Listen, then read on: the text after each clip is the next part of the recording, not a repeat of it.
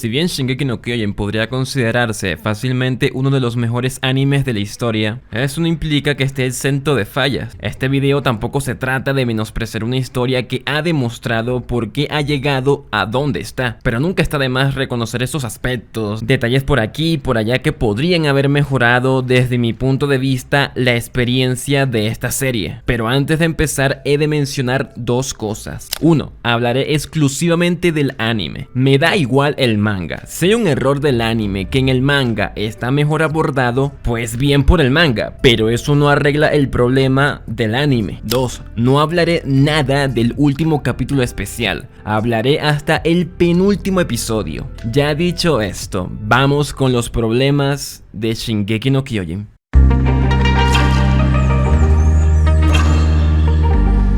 Esto es un aspecto que depende mucho de tu tolerancia como espectador, porque el plot armor en Shingeki en la mayoría de los casos está justificado. Para los que no sepan, un plot armor es cuando un personaje está protegido de morir por el poder del guión. El personaje morirá hasta que el escritor considere que es necesario o simplemente no pasará. Y en Shingeki, como dije, hay una razón que justifica cómo Levi sigue vivo contra tantos soldados titanizados, o a pesar de que reciba una explosión en su cara, siga vivo, porque es un Ackerman y te lo comes con patatas, te guste o no, está justificado. O cuando Reiner le cae un sablazo en el cuello y el tipo envía su conciencia por debajo del cuello antes de recibir el ataque. ¿What?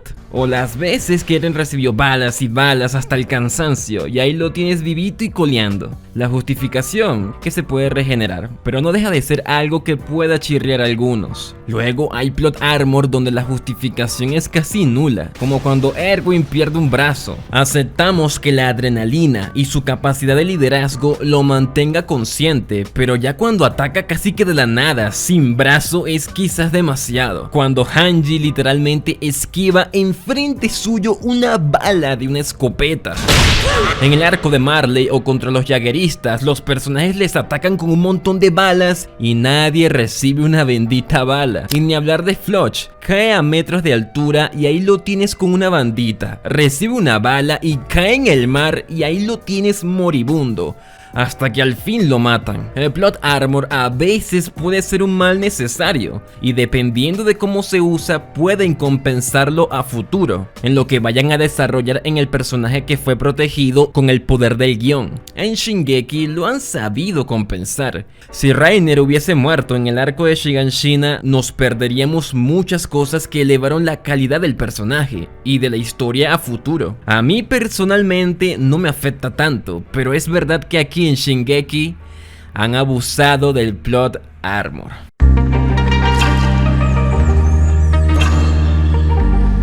SNK es una historia con un lore y un world building muy interesante que fácilmente podría tener muchos spin-offs, pero la trama, a costa de tener un buen ritmo constante, sacrificó material que pudo ofrecer más a nivel de su trama. Escenarios como la ciudad subterránea, que es en donde provenía Levi. Y sí, sé que hay un OVA donde vemos más de esto, pero no es la serie principal, así que técnicamente no cuenta del todo. O también podían desarrollarnos algún civil dentro de las murallas, o podrían haber explorado un poco más a algunos de la monarquía para que no se sientan tan planos. Había un mundo gigantesco que podía ser mucho más aprovechado para así enriquecer más la trama principal, teniendo en cuenta que SNK a partir de la cuarta temporada se define bastante por el tema de las perspectivas, que en las primeras temporadas la monarquía los hayan retratado de una manera tan genérica, en retrospectiva deja un poco que desear. O en la cuarta temporada, Eren quiere proteger a sus amigos para darles vidas muy largas al hacer retumbar. Al hacer esto también está dando vidas tranquilas a los ciudadanos, pero realmente no se llega a profundizar en ninguno de estos. Así como tuvimos a personajes recurrentes con algo de desarrollo en la policía militar y obviamente en la legión, hubiese aportado mucho haber tenido personajes más o menos desarrollados tanto en los civiles como en lo político, pero lo más cercano a eso fue Historia, cuando ya es reina. Antes de ella no hay mucho que decir. Usaban mucho la narración de Armin para contarnos la situación social y de pobreza, pero llega un punto en el que se siente lejano, porque no lo vemos desde la perspectiva de un personaje así sea terciario. En retrospectiva sería buenísimo, porque imagínate que hay un personaje que se sienta indignado de tener que haber vivido la pobreza extrema por culpa de enemigos humanos, cuando pensaba que todo este tiempo eran meros titanes. Con eso se podía haber desarrollado de manera más íntima en vez de ver a tantos extras. Todo lo que he mencionado no es que sea algo súper necesario, pero si lo ves en cuanto a contenido, el enfocarse tanto en ir al bendito sótano le quitó un poco la posibilidad de explorar más el mundo dentro de las murallas.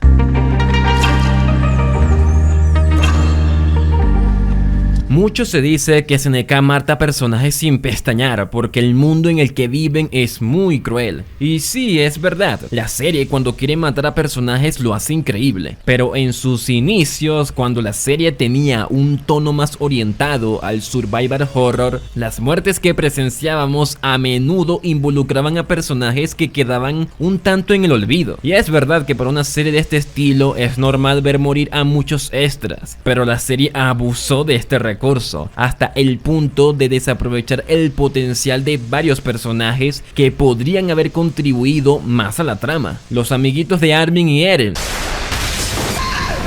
Los mataste. Oh, el soldado que le ordena mi casa, se ve interesante, lo mataste. Oh, Marco, se ve muy simpático, sería genial. Ah, lo mataste. Esta rubia se la pasa regañando a Eren, a ver qué hacen con ella. Nada, desaparece de la historia. Oh, el escuadrón de Levi, qué fuertes que eran.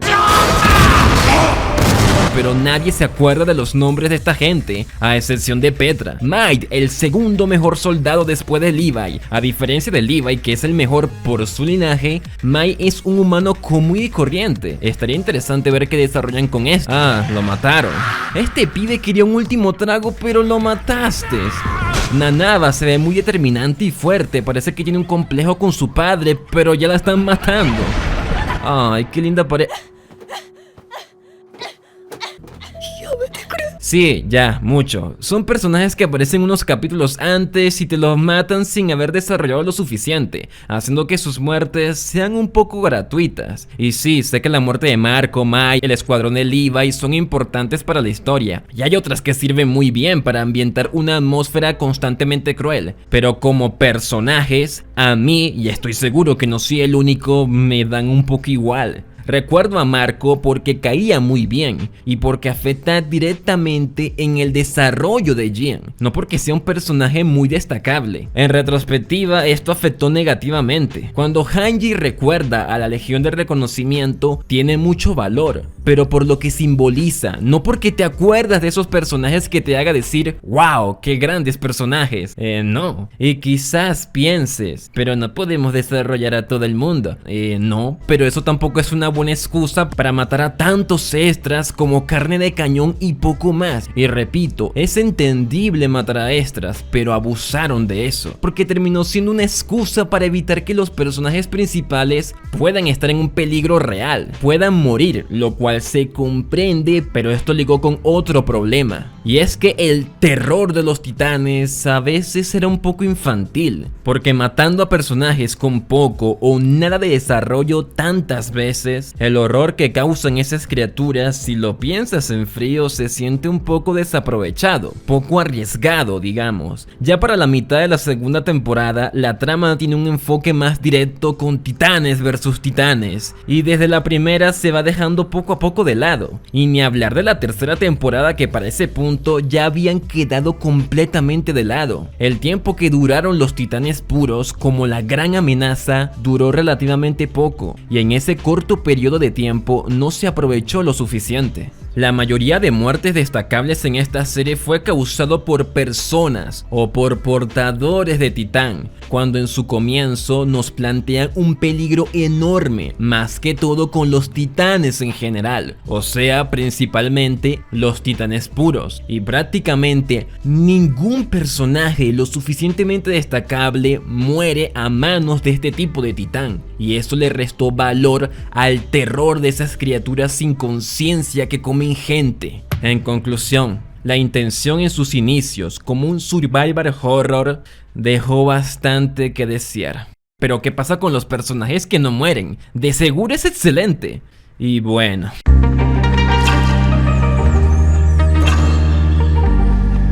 En general, Shingeki tiene un cast de personaje bastante sólido, pero un pequeño problema, sobre todo en las primeras temporadas, es que el ritmo de la trama a veces avanzaba tan rápido que no respiraba. Me explico. Si la trama presentaba un conflicto o un obstáculo como el de la titán hembra, el misterio presente sería ¿quién es la titán hembra? Eso es obvio, ¿verdad? Bueno, cuando nos revelan que es Annie, la historia se aseguró de solo dar lo mínimo para que el giro tenga sentido, pero no hay un desarrollo lo suficientemente potente. Es un personaje que antes de su giro vimos muy poco de ella, lo cual te puede sorprender, te puede generar dudas de por qué está infiltrada y todo esto, pero como personaje, para este momento no habíamos visto lo suficiente de ella. Repito, solo lo mínimo para que el plot twist funcione, pero no como para destacar al personaje. Y esto aplica más o menos igual con Reiner y con Ymir y con Bertolt. Con Ymir es demasiado conveniente, están en peligro y justo tenemos otra portadora y la justificación previa es que había una tensión que no se exploró entre estos dos y luego del plot twist te emiten un flashback como para justificar que siempre fue Titán. Pero antes de este giro habíamos visto bastante poco sobre Ymir. Y ni hablar de este. El misterio de quién será el titán colosal terminó siendo un personaje al cual le dieron prácticamente nada de desarrollo previo. Si se plantea un misterio de quién será el titán colosal, debes desarrollar al personaje para que su giro narrativamente se sienta recompensado. Con Reiner es el menos criticable porque sí, vimos más de él a comparación de los otros tres. Pero en la segunda temporada incluyen esto de que tiene doble personalidad, cuando en la primera temporada no hubo ningún indicio de esto, provocando que el contraste entre ser soldado o guerrero no haya sido lo suficientemente aprovechada. Fue tan así que tuvieron que recurrir a Ymir haciendo exposición para que el espectador entienda qué le pasa a este tipo. Es un conflicto que en retrospectiva funciona, pero en las primeras dos temporadas hubo muy poco de su dualidad interna. En la primera temporada solo vimos su comportamiento como soldado y a lo mucho este planting como guerrero, pero ya. Antes de ver el plot twist de estos dos, Eren dice que Reiner es como un hermano para él, y literalmente lo único que habíamos visto de ellos dos juntos fue cuando se conocieron, entrenaban y ya. Y a ver, sí, son momentos muy importantes para el desarrollo de Eren, y sabemos que todo este grupo han pasado por mucho, pero todo eso es fuera de cámara. Antes del plot twist debíamos ver un poco más de interacción entre estos dos, sobre todo por la importancia que tendrá futuro. Pero antes de la traición no hay mucho que decir entre ellos. Matan a Moblit, el que fue la mano derecha de Hanji, para salvarla, pero ¿alguien se acuerda de alguna conversación mínimamente notable entre ellos dos? En la cuarta están siendo considerados como traidores, matando a sus compañeros. Pero ¿conocemos un poco sobre esos compañeros? Así sea un flashback, algo. No, solamente sabemos que eran compañeros, pero sabemos poco o nada de ellos, a excepción de Floch y estos dos que casi nadie se acuerda. Eso hace que este conflicto, por no haber dedicado un poco de tiempo al lado antagónico, pues pierda algo de peso. Cuando muere Sasha entendemos lo que implica para la historia y la trama. Mikasa se ve muy afectada, pero ¿hubo interacciones lo suficientemente notables entre ellas? ¿Nunca se han preguntado por qué Connie queda tan de lado en muchos momentos? Este trío eran muy amigos, y luego de la muerte de Sasha, Connie está con esto de sacrificar a Falco y vemos esto.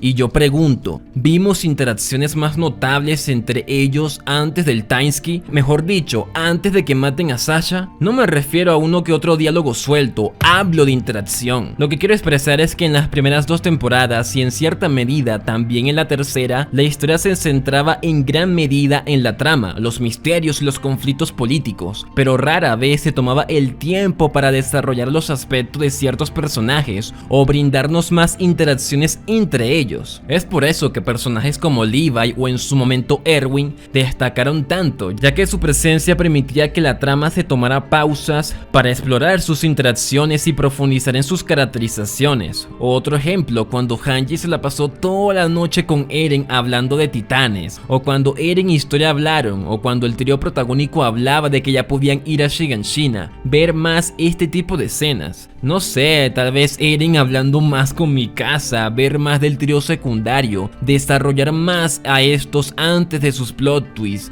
o tal vez Sasha visitando a Connie con su madre titanizada, ver más momentos de calma, de plática. Creo que se entiende a qué me refiero. Algunos contraargumentan esto con que no había tiempo porque siempre tenían conflictos y no le daban tiempo para añadir más interacciones, lo cual me parece un poco ridículo. Si tuvieron tiempo para hacer una conversación entre estos dos, no veo descabellado añadir más escenas parecidas, pero no fue tan así. Las primeras 2 temporadas y un poco la tercera priorizaron demasiado el avance de la trama a costa de sacrificar hasta cierto punto el desarrollo o interacciones de algunos de sus personajes. Y hasta aquí el video. Realmente no es como que haya muchos aspectos graves para criticar esta serie, o al menos desde mi punto de vista, ya que en general me parece que está bastante bien hecha. Considero que los que mencioné no son tan graves, no hay un error que podamos decir que hayan arruinado o bajado el escalón de calidad de la serie, aunque si consideras que hay otra falla por aquí y por allá, déjalo en los comentarios. Y si quieres ver más contenido sobre Shingeki, donde aquí sí hablo de manera positiva, aquí puedes verlo. Da like, suscríbete, activa la campana, todas esas cosas. Sin más que decir, hasta luego.